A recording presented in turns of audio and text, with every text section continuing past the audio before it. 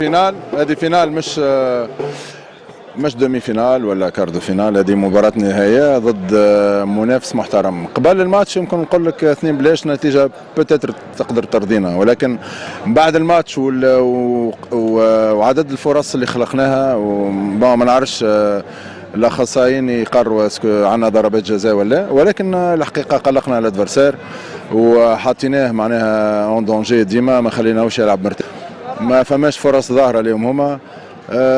ان توكا انا جو بونس كنا في قيمه الحدث، و2-0 نتيجه بطبيعه الحال ماهيش مريحه 100%، ولكن هذا نهائي تلعب ضد سيمبا الفريق المتمرس حتى في رابطه الابطال.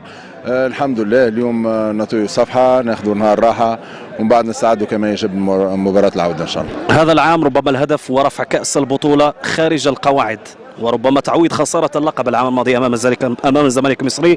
المدرب ديفيد صادلو مدرب سيمبا صرح لنا قبل قليل بأن يعتقد بأن بركان متذمر من عدم تسجيل الهدف الثالث، وقال أنه من الممكن أن يتغلب أو ربما يتزوج باللقب في مباراة الإياب. من حقه بطبيعه الحال، من حقه باش يوصل ميساج بوزيتيف للاعبين نتاعو، من حقه باش يقول اللي يشوفه هو صالح.